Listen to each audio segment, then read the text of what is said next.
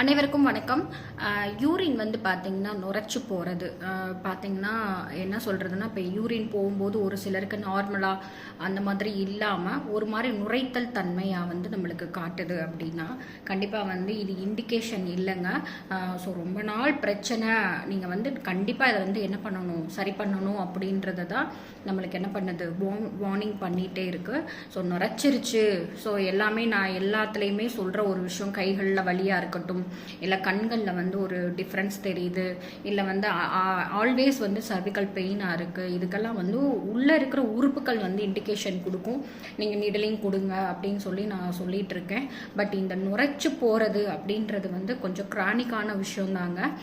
ஏன்னா நம்மளோட கிட்னி வந்து என்ன பண்ணிகிட்ருக்கு, அஃபெக்ட் பண்ணிகிட்ருக்கு அப்படின்றத தான் நம்மளுக்கு என்ன பண்ணுது, அந்த நுரைச்சு போகிறது அப்படின்ற ஒரு விஷயத்தை வந்து இண்டிகேஷன் கொடுக்குது.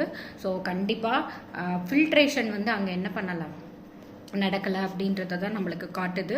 ஸோ இந்த பிரச்சனை இருக்குது அப்படின்னா ஒரு 1 இயருக்கு முன்னாடியிலேருந்து பார்த்தீங்கன்னா அந்த கிட்னியோட வெளிப்பாடான உறுப்பு பார்த்தீங்கன்னா காதுக்குள்ளே ஒரு இரைச்சல் வலி வந்து இருந்துகிட்டே இருந்திருக்கும். அப்புறம் வந்து பார்த்தீங்கன்னா கால்களில் வந்து திடீர்னு இப்போ தொங்க போட்டு உட்காடுறோம், சேரில் உட்காடுறோன்னா எல்லாருக்குமே கால்களில் வீக்கம் இருக்காது. ஸோ அந்த கிட்னி எஃபெக்ட் பண்ணியிருக்கு அப்படின்ற பேஷண்ட்ஸ்க்கு என்ன பண்ணியிருக்குன்னா கண்டிப்பாக கால்களில் வீக்கம் இருக்கும். அப்புறம் வந்து பார்த்தீங்கன்னா ரொம்ப நாள் வந்து நடந்துட்டு உட்காந்துட்டு எந்திரிக்கும் போது பின்னாடியில் ஒரு கிரிப்னஸ்ஸான ஒரு பெயின் வந்து இருக்கும். ஸோ இதெல்லாம் இண்டிகேட் பண்ணிட்டு கடைசியாக நம்ம யூரினேஷனில் என்ன பண்ணோம்னா நுரைச்சி வந்து காட்டுது.